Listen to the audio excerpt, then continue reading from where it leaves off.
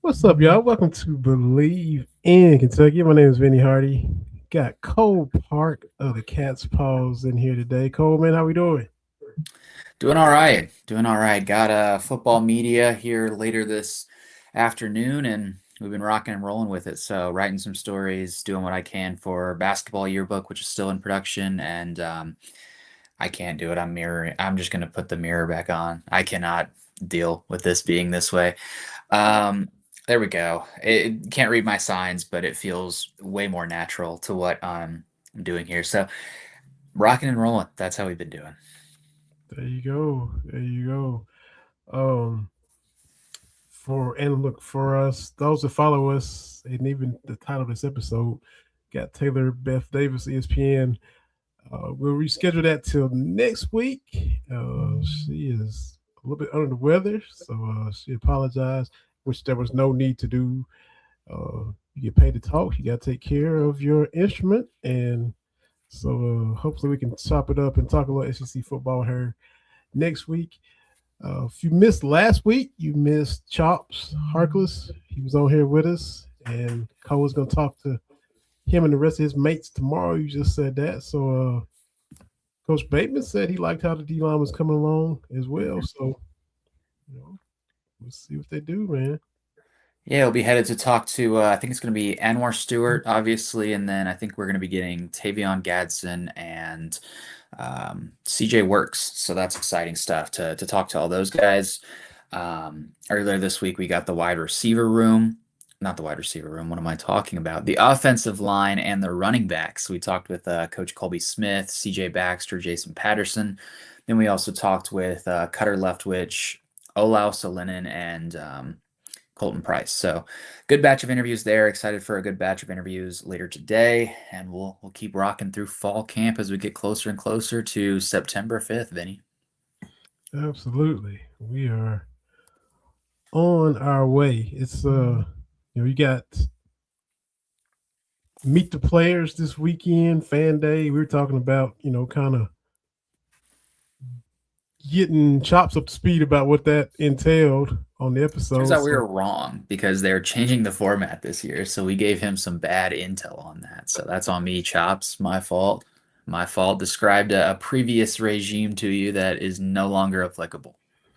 yeah, I mean, and there'll be probably more of that when a regime changes. Nothing stays the same. So, uh, is it going to be better, new and improved? The impression I've gotten is it's more of just like a meet the team kind of day. No practice, no anything like that. Just kind of meet the team, get to interact with the fans, interact with the players. So that's going to be different from how it was in years past, where it was more of like a pseudo practice type of vibe that fans got to watch. Now it seems going to be more of a meet the team kind of thing, which makes sense. Obviously this staff is a lot more guarded about what they put out there in terms of practice tape, anything like that. We've heard many times throughout the spring, summer, and fall, like you never know who's watching. Even Coach Colby Smith there, we asked him something. He said it's one of our core tenants, and they said, "What are your other tenants?" He said, "Can't let that secret sauce out, man." He said, "Can't tell you." So the staff's being very guarded about what they want to get out there, which I can understand that, especially coming into your first year here in the SEC. You never know who is watching and trying to take advantage. So that was also why the spring game was not televised.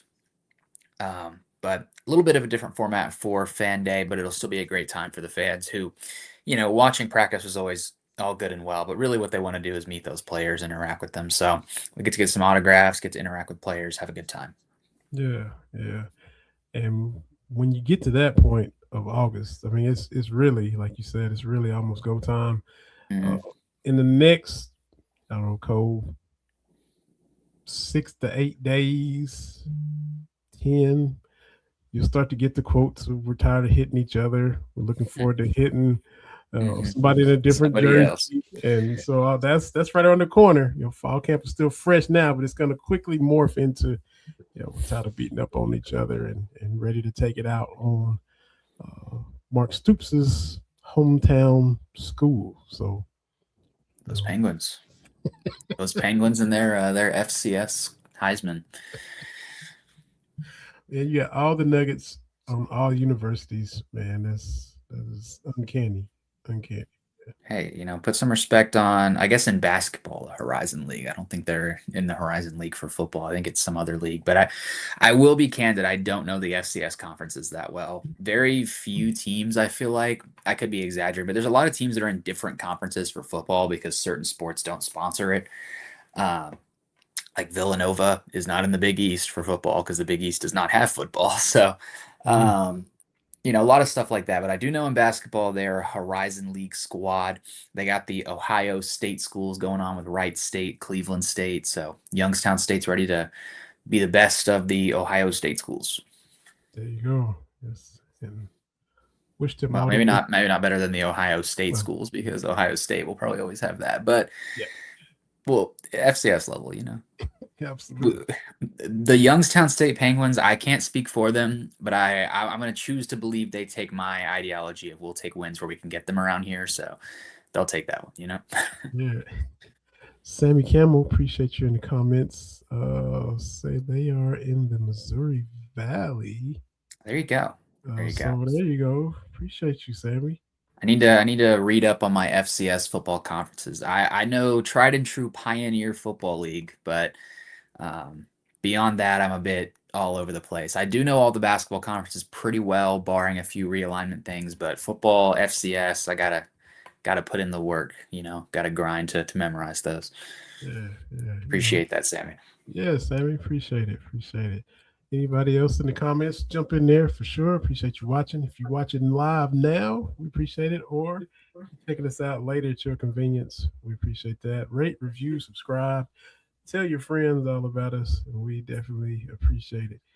Cole, you put out a tweet, what, almost a day ago. Let's see. And y'all follow Cole on the Cat's Paws. Check out all his stuff on 247. I put out a lot of tweets, so I don't know which tweet you're referring to right now. Just trying to hit this most recent. Ah, Yeah, yes. yes. It's about the running back piece that you wrote and the hmm depth.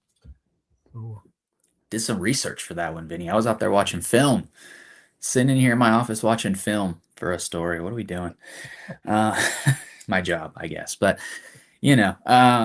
got to watch some 2024 Oregon Ducks football to get that one ready. But really and truly, the nucleus of that story, we've heard a ton about adding depth to the running back room. We know Stein has always kind of avoided the bell cow system that many fans came to know under Mark Stoops.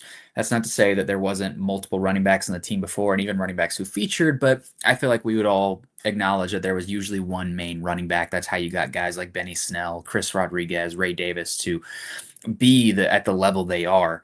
Um, Stein's never been a big fan of that bell cow system. He frequently tells us that he used 6 different backs at Oregon last year. That they like to get people in there, but we started getting some inkling that there was a lot more at play than just depth for depth's sake. I included Joe Sloan told us about a week ago now. He one of his big things he said he's like we're not afraid to use a lot of different running backs. We're not afraid to use multiple at a time. He said we're going to use everybody we got. So that got us thinking when we spoke with the coach Kobe Smith, Jason Patterson, and CJ Baxter. We kind of dug for a bit more information there. And God bless Jason Patterson. He said the word I was looking for, what I was digging for. He said the thing 21 personnel. So explaining what that was fairly quickly, 21 personnel is not 21 players in the field. Obviously, that is a penalty every time. Each number represents something as opposed to the number together. So the 2 stands for 2 backs, the 1 stands for tight end. And essentially, you have one running back operating more as like a fullback or a halfback, and then you have another operating more as a tailback or a traditional running back. So a lot more blocking, a lot more trickery being able to be done with that. I broke down a play that Oregon ran back in 2024 against Michigan State. They had Zach Grace, who's obviously a tight end at Oregon, and is a tight end at LSU now. But they used him oftentimes in that halfback fullback role. So they had him line up in a wide receiver slot wide receiver slot. They had an offensive lineman line up in a wide receiver slot, and they had a D tackle at tight end. And then when the call starts coming through, Grace goes into motion, and any defensive player is like, okay, it's going to be a jet sweep. They're going to run it with Grace, and good God, do they have the blocking power? You got a D tackle, an offensive lineman, and a tight end trying to power this in from the 3-yard line. So he goes in motion. Defense starts projecting a really heavy jet sweep.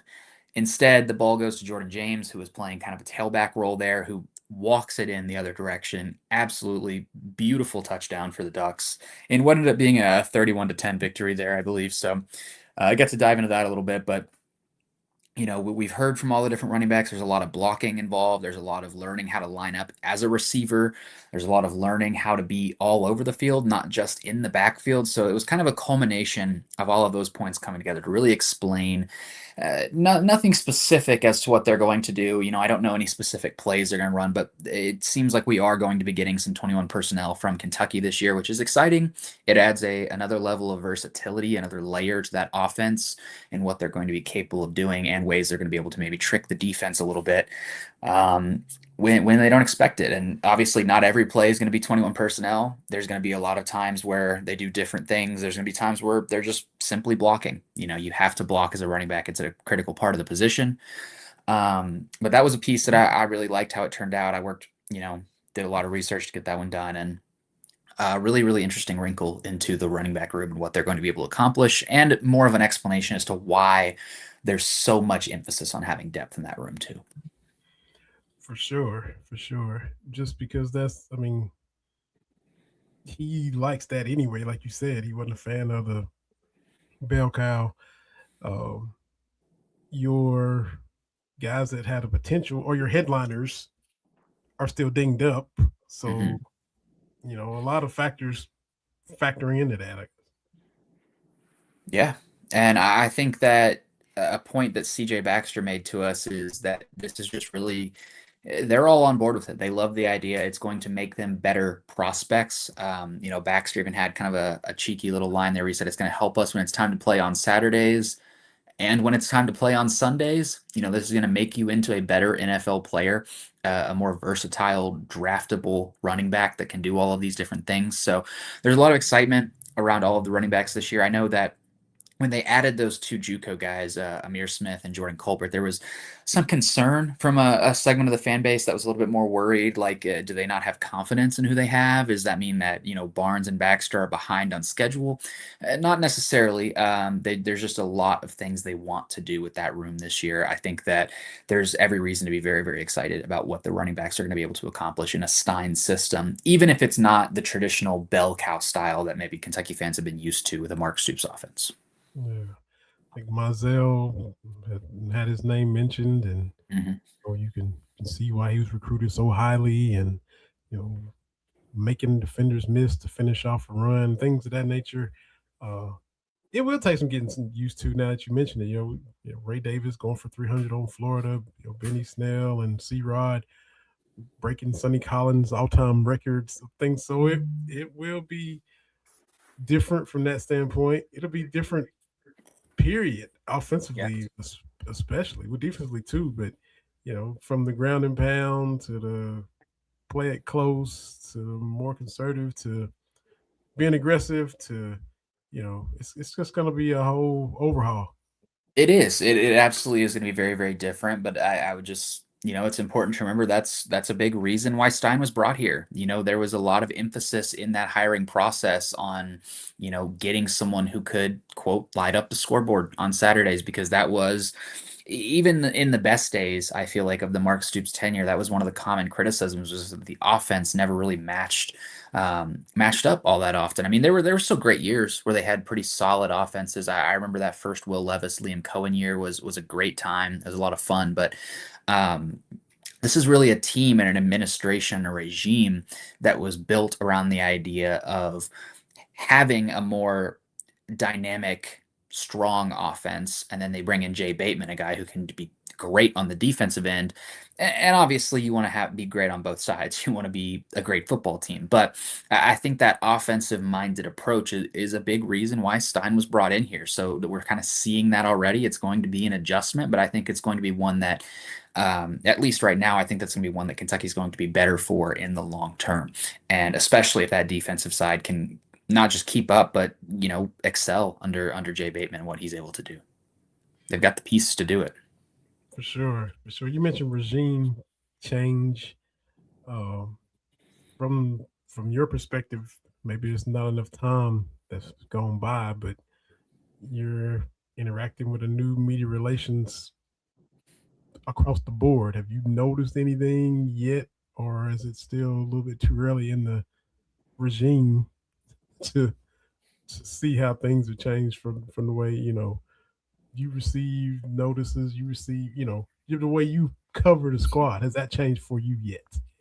A little bit, but I would also say, first and foremost, I think it's amazing what Jay Bat has done since taking over as the Kentucky AD. I think that the accessibility that the everyday person has to him is miles different from how it was under Barnhart, and it's great to see him being out there with the fans, interacting, being available, being in the public. I had a chance to sit down with him in a roundtable, like right when he was hired.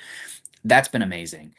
As for some of the changes, I mean, yeah, you've seen a couple changes here and there, and just the way that access is enabled, especially with this football program. A lot of that comes down more to the coaching and their decisions, how they want to approach things. So like obviously with Kentucky basketball, not all that much has changed this year compared to last year per se, because it's still Mark Pope. I mean, there are a few changes. Obviously, they changed some in-house personnel in the communications department. They moved some of that around, but the football is just very, very different. I will say though, and not to sound like I'm just kissing up or anything like that, but I think that in the entire time I've covered Kentucky, the entire time I've been a student reporter working at the Cat's Paws, all of that. UK has a wonderful communications department. They have a wonderful staff of SIDs who genuinely do everything that they can to try to benefit in your coverage, while also, of course, protecting the team and what the team needs to do. So, every step of the way, every change that's been made, especially on the football front, where you're seeing a lot of those changes this year with Will Stein and how he wants to run things versus how Mark Stoops ran things.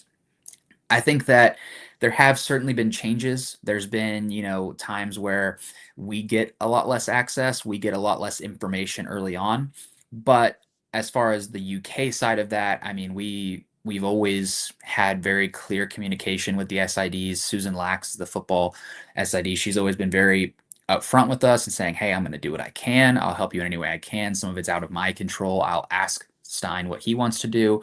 And she's been very transparent every step of the way in terms of they don't really want us to do this, they don't really want to do this, but I'll do my best. I'll try to help where I can. So can't praise her enough, and can't praise really all the UK SIDs enough for the ways that they kind of act as that bridge between the media and the teams themselves. They always do their best to try to help us, to get the best coverage we can do. Um, and they're not afraid to reach out to us if there's something that is wrong. That's something that I've always appreciated too. I'm not someone who gets my ego bruised if something I said was wrong. I want to be corrected on that. I want to put the correct thing out there. So um, I think that there have certainly been changes. Not all of that being on UK, of course, some of that being just with different coaching staffs and how they want to approach things. But UK has been very transparent with us every step of the way about why those changes are made, how we can still do our job to the best of our abilities within those changes, and just what to expect on a given basis. Yeah, so it's just interesting, because like you said, every coach is going to do their thing, and then got a whole new coach and staff and department change. So it's Hmm. just cool to see how it's going to play out. And I mean, excuse me, you won't probably won't see everything immediately. I mean, it might, you know, Bat gets in there and implements things. I mean, he hasn't even been there a month yet. So, Hmm. who knows what he's got in store for the rest of the year or the year after that. And then those coaches that are already there adjusting to him, I mean, Will Stein wasn't hired by him, but they're essentially coming in together. A lot of other coaches, Coach Skinner, for example, and Kenny Brooks, and those that are already kind of got their stuff established now have to Hmm. adjust, and there maybe a meeting in the middle, and a whole bunch of man stuff, man. As far as meshing and getting on the same page, it's gonna be fun. I mean, to be a fly on the wall over there. How that all would transpire would be interesting, I think. Yeah, I mean it's obviously very interesting to follow. Obviously, it's my job and my livelihoods, but I can't, I can't complain about the way anything's been handled so far. The things that have been, more difficult as far as my job goes have been carefully explained and why they are that way. And, at the end of the day, that's just how it goes sometimes. There's a whole lot of programs out there that have even that have way less access than Kentucky media does. So it is interesting. I think that that's something that maybe the average fan wouldn't care as much about, but or maybe doesn't even think about as much. But it is always different every time you get a new AD, every time you get a new coach, every time you get new people in there. The way it runs is going to change, and it certainly has changed, and will continue to change, but in ways that maybe we don't even know yet. One thing we do know already, when the season rolls around. We will no longer speak to coordinators after the games. It used to be you get the head coach, offensive and defensive coordinator, and then players. Now it'll just be Stein and players. Hmm. That is a change that will come during the season. So it really seems like for the most part, once the season gets underway, it'll just be Stein and players that we're going to hear from, and no position coaches. So another reason to make the most of these opportunities we get in fall camp to speak with all those position coaches about their groups, and that we'll see how it goes once the season gets rolling. That's post game and post practice too. I'm not sure about practice. I do know that that is post game. As far Okay. as the coordinators go, I'm not as positive at this stage about practice. I really don't know. Maybe that's been said and it just isn't in my brain right now. It's a very high possibility. You never know. But I'll have to get that information to you at a later time. Oh yeah, yeah. I was just, but yeah, that's small changes, and that's all part of it, like you said. And I think going forward now, you know, people our age and even younger, especially young people coming up, their perception of an AD is going to change completely. I think Mhm. people probably a little older than you, my age and on up, you judge an AD by the hirings and the firings. I mean, how did the hire of the basketball coach and the football coach go? If he did good at that, well, he was a pretty good AD. All the Mhm. other behind the scenes stuff, people, I think fans, for the most part, it wasn't on their radar. Yeah. But you hire a Billy Gillespie, oh, did you hire Calipari? Okay. You hire Joker Phillips. You hire Mark Stoops. So I mean that carried the bulk of the weight on how the tenure of an AD was judged. Home run hires, dud hires. Did you have to make a quick firing after your hire to clean up your mess because of the dude you hired? Could be Scandals, scandals would yes, weigh in on yes. that stuff like that. Yeah, Mm-hmm. I do think that it's going to be very very different going forward. I think it's not a coincidence that when they mention Jay Batt, they say UK Athletics Director and President of Champions Blue LLC. In this modern climate, there's going to be so much more emphasis, not just on who are you hiring and who are you firing, but on how are you raising money? Is NIL where it needs to be? How are you navigating deals and general managers and all of that stuff? There's going to be so much more taken into account. I mean, the professionalization of college sports is very much so in the news right now. It's very much I think that when you're looking at ADs now, there's so much more emphasis now um, around the country, especially at Kentucky, that you're hearing how are they adapting to the new climate. Before you hear anything about who have they hired and who have they fired, they're saying, well, how ahead of the curve is the program?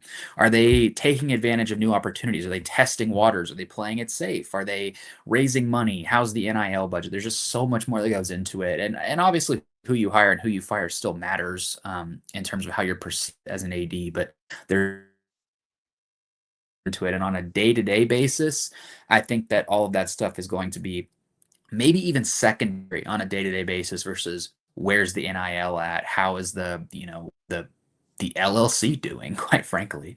Yeah, absolutely. So, and this regime will be more up on this kind of game, and be ready to jump in that pool Yeah. where the other regime was like, I don't know about this whole, all these other facets to what we're supposed to be doing. So, Mhm. it's But at the same well, time, man, it really is a balancing act. It really is a balancing act at the same time because everyone wants to say, I want a forward-thinking AD who's jumping on every new opportunity. But something Jay Bad explained when I got a chance to speak with him as well was yes and no, because you don't wanna be behind. You never wanna be behind the curve. You wanna, try to get on stuff as fast as possible, but you also don't wanna be the first to dive headfirst into something because nobody knows how it's going. At this stage, stuff changes so quickly, and even NIL, which has been around for a short time, has seen multiple different twists and turns to how it's going. The transfer portal thing is changing. Eligibility rules are changing. All of this stuff is changing nonstop. So you also don't want to be moving forward with reckless abandon and just jumping into every new thing because who knows if that's going to come back to bite you. you know, But at the same time, you also don't want to get left behind. So it really is about finding that balancing act of being forward thinking on some things while also being a bit more cautious on other things to see how is this going to play out before I just throw millions of dollars into this and potentially sink our athletic department. absolutely. So, yep, the tightrope that they have to walk is tedious for sure, for sure. So yeah, I man. don't envy it. I don't Yeah. envy it. Appreciate your insights on that from your perspective, and then just it's still look. Well, we're Oh, even seeing that with the coaches as well. I mean, you look at all this stuff going on right now with the fifth years, and obviously that affects football too because they have the option. But basketball right now, we've seen so much talk around this 15th roster spot and who are they going to get and this fifth year stuff. The courts are still weighing in on that. And something that I've noticed, I just want to put it out there. There's so many people, and I get it. It's not the average fan's job to be completely in tune with every single rule and everything that's going on. But there's been some frustration at times with like, well, why isn't Kentucky talking to this person? Why isn't Kentucky doing this? What mm-hmm. I would just put out there that there are a whole lot of people out there that, without knowing it, are advocating for blatant tampering. And if you think that other administrations will not see that and report it immediately, I've got some bad news for you. There's definitely people out there who think that the media's role is less important, but I've seen firsthand, not with me personally, but I've seen firsthand that putting out something, and even if it's what was told to you, putting out something can absolutely come back to hurt the department, because there are other schools that are watching this stuff. There are other schools, especially other schools that are talking to some of these players. There's other schools that are watching for any inkling of wrongdoing, and they're reporting that immediately. So just be cautious of that with what you're saying on social media, because there are certain people out there that are getting frustrated with a lack of action, and whether they know it or not are saying, in my opinion, Kentucky should blatantly tamper with so and so player. Like, you can't do that. You can't do that. And obviously Mark Pope and his staff, they're being very careful about figuring out who can they talk to, who do they want to talk to. It again is a balancing act of who would make this team better, but also who am I not going to get in trouble for speaking to, because you know we all know Kentucky's history and we know Kentucky's place on the totem pole and certain things. They're absolutely sharks in the water. They're looking to take them down any chance they get and add to what is admittedly not the cleanest rap sheet when you look back in history. So they have to be cautious. They have to be careful. They have to navigate these waters the best of their ability. Everyone is walking on a tightrope right now and doing the best they possibly can to figure it out. And that includes me. There's plenty of things out there that I'm looking at and digesting, and information that I'm gathering and thinking like, oh, this would make a good story. And then by tomorrow, it's different. You really don't know sometimes. And everyone across the board is just figuring it out day by day. Yeah, for sure. You started training for the Media Madness tournament next month. I have actually. We got a pretty this new house where we're living in now. It's got a pretty nice biking area nearby, so I've taken the bike out there a few times, working on my diet a little bit. Maybe not as good as I should. Had me a big greasy pizza the other day. Not the whole pizza, but I did eat that pizza.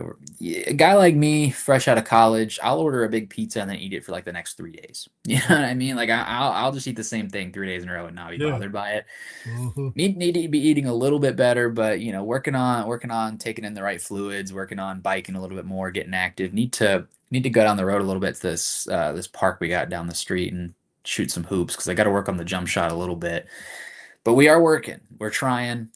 God bless the coaching staff for giving us a month's notice to prepare for these things, because I would not have fared very well if it was just sprung on us last minute.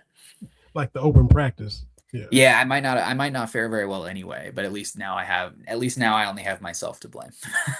So are you a banger? You stay in the post? You out in the perimeter? You stretching the floor, shooting threes?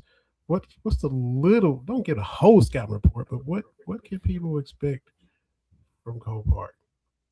Yeah, when I'm playing, my biggest goal is not to gas out. And then second is probably I've actually my entire time playing, even when I was a kid, I haven't actually played on like a proper organized basketball team since I was in like middle school. I always played football growing up, but um, I've always cared a lot. This is silly, but I've always cared a lot about defense. I play really hard on defense, and then on offense, it's wherever I can find. I'm not great at driving, so I would say probably more of a shooter, maybe more of a mid-range shooter.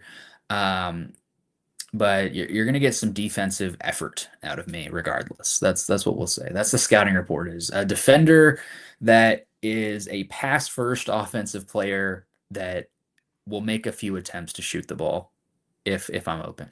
There we go. September 17th, folks. So I'm a role player, big time.